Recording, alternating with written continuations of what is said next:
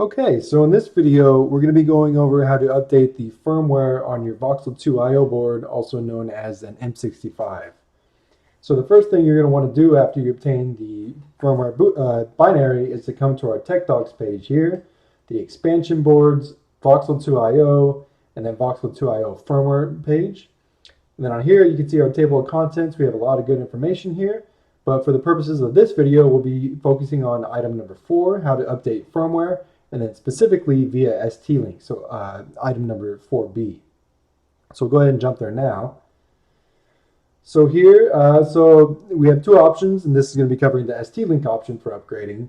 One thing to note is this method does use the Open OCD or Open On-Chip Debugger tool, which may require a little bit of setup, but there's plenty of guides online and it's not too difficult.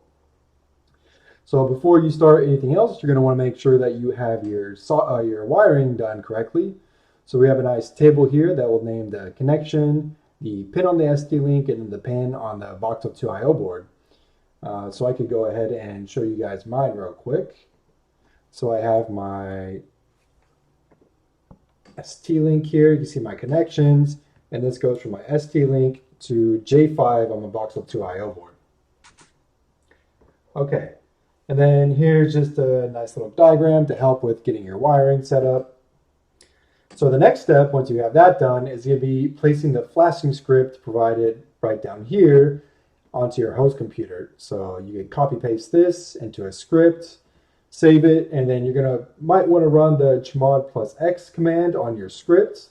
This will make your script executable. So I've already done that. So if we hop on over here, we can see I have our flash firmware via STLink option here, and we can see that it is the exact same information that is on the tech docs page. All right, so now there's only one thing left to do, and it's pretty easy, is to be just // flash firmware STLink, and this will take maybe 5 seconds, and it's very quick. So let's go ahead and do that now. All right, and that's it. Your board is updated.